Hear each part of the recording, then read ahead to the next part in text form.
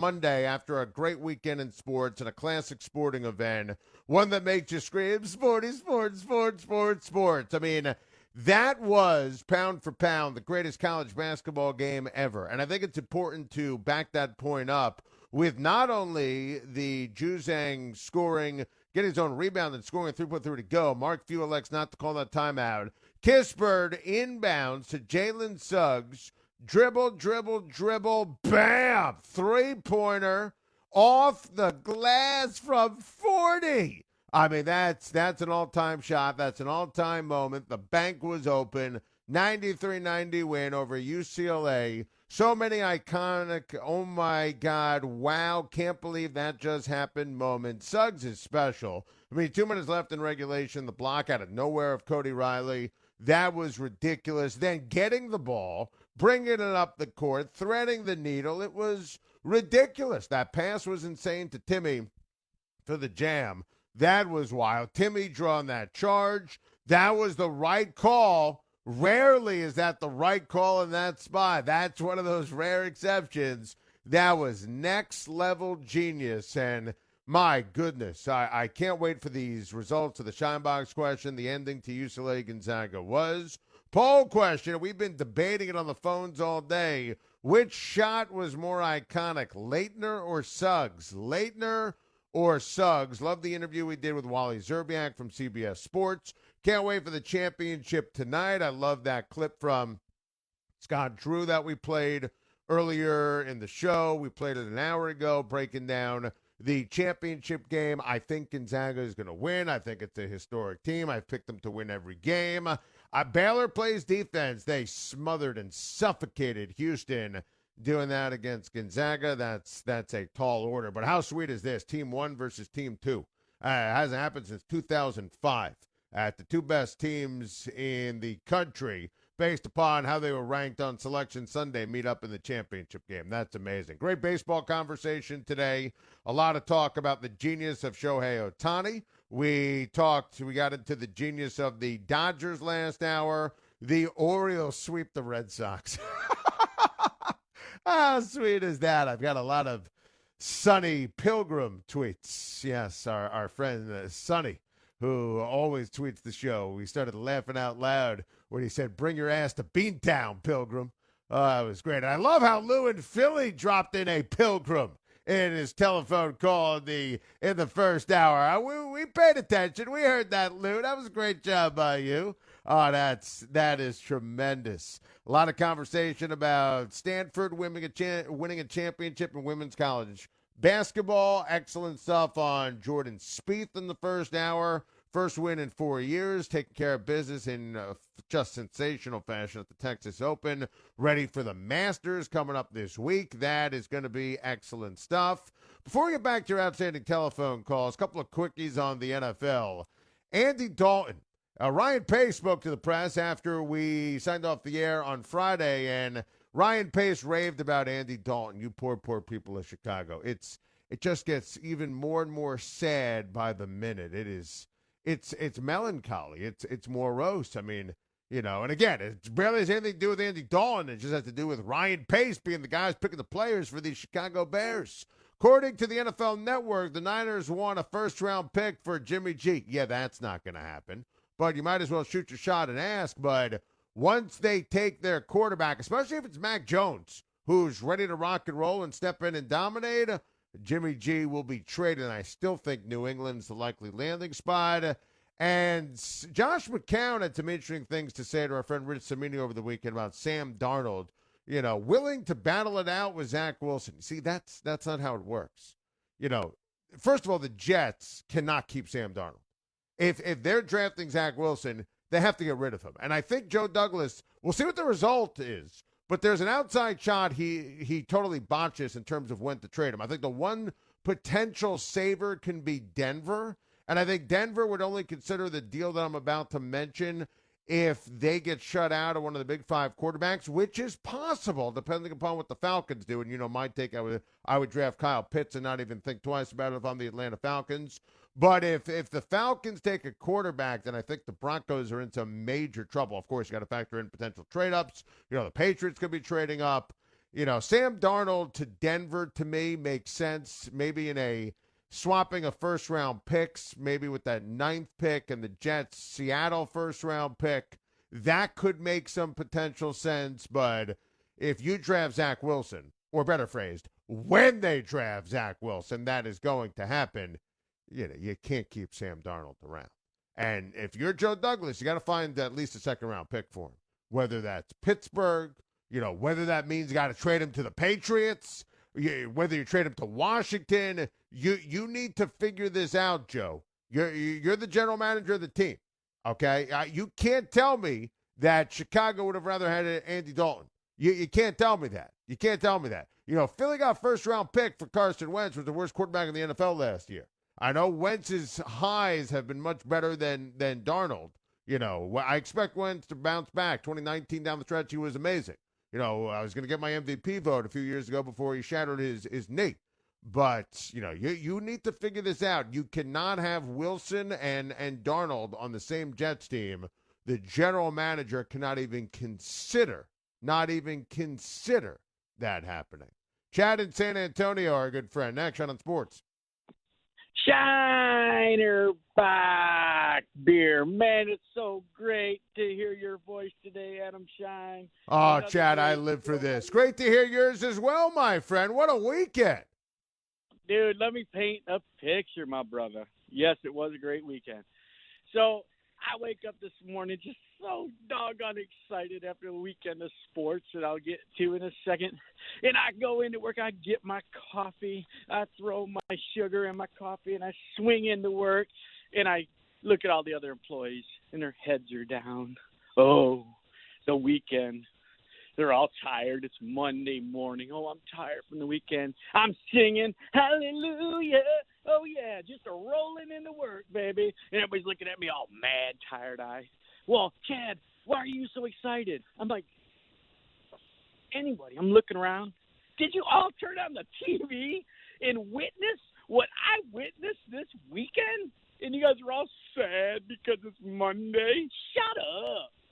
It is the greatest fun I've had all year. Adam. Miguel Cabrera. He blasts 350 for the Tigers. Oh, he's just meeting Norm Cash and Al Kaline at the top for our organization.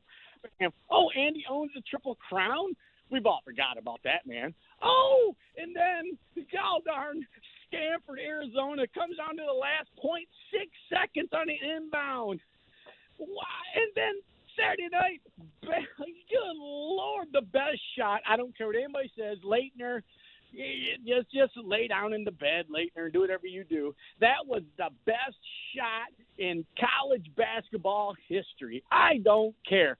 The fact that they ran that, they didn't take a timeout means, you know what? We could take this to overtime or win it right here, and I trust my players. What do you think, Adam? I'm with you, Chad. First of all, I love your excitement. I echo what you say about, and obviously, that's your fandom and your teams. We talked about Cabrera in the snow. And by the way, I love that from the energy from you as someone who roots for the Tigers. I echoed that earlier in terms of the women's final, which was remarkable. And we know how much from your calls you love women's college basketball. So great stuff. The entire Final Four. Friday was great. Sunday was off the chart. Just an incredible weekend for the sport without question. But in terms of the degree of difficulty and that moment of chaos, and this all adds up here, right? And it does, because people talk about Patino not putting a defender on Grant Hill on the inbounder for the baseball pass. Mark Few didn't call the timeout, and that was calculated. And as Wally Zerbiak said, that's something they coach, something they practice. You heard Suggs after the game, simpatico. I mean, they were on the same page. Kispert on the inbounds with Suggs, with Few. Oh, that degree of difficulty, the cerebral nature of the coaching added to that historic moment. And that, banking in a 40-footer, I mean, that's, even though they practiced that, the difficulty degree was off the charts. Craig in Houston, our good friend. Next on Sports. Hey, Adam. Thanks for having me. What's up, Craig? What's cooking? I just wanted to first of all comment that I really appreciate your excitement over this Final Four weekend. I was disappointed at other stations. I thought everybody would be tuned into this. And, even though the NFL obviously is important and other sports are important, I'm not a great fan of college basketball, but this game this weekend deserves a lot of emphasis and time. And you're the only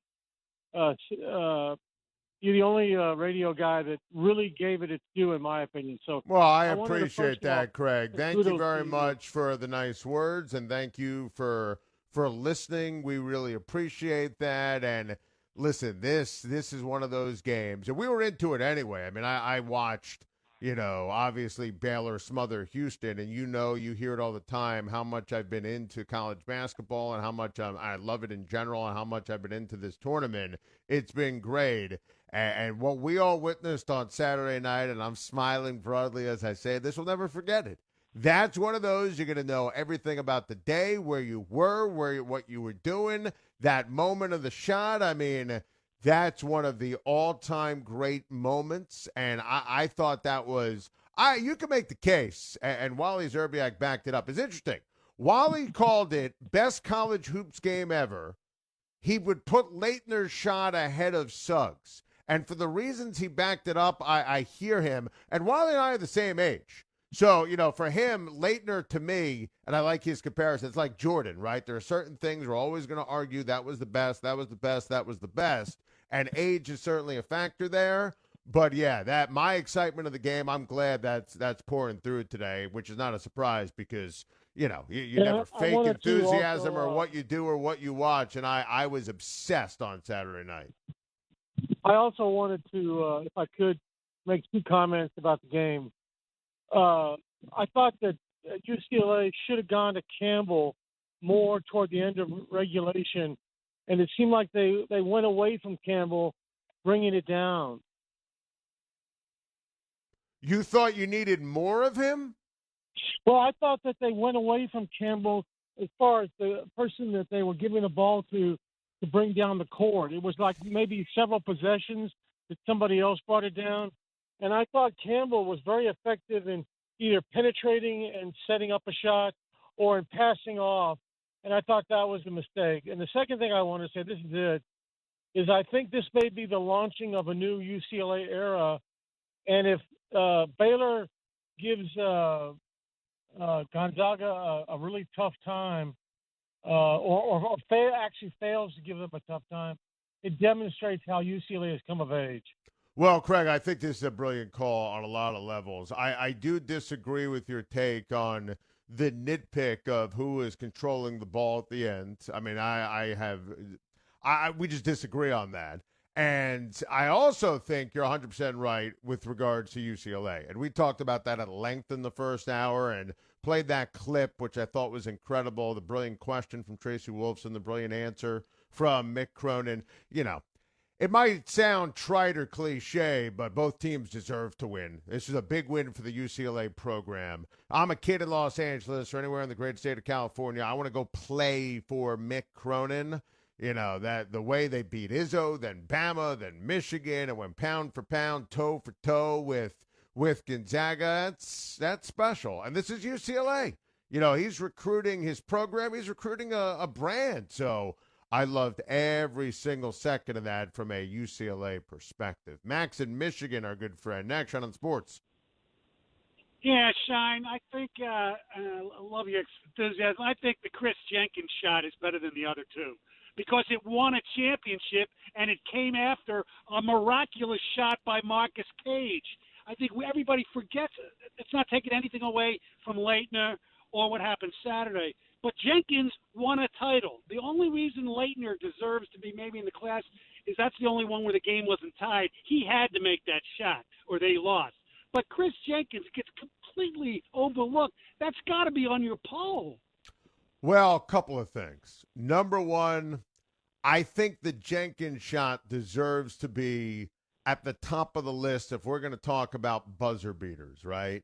And, Max, Yeah. the way you describe the ebb and flow of the game and the three that was made before by Carolina, you nailed it. Oh, you nailed it.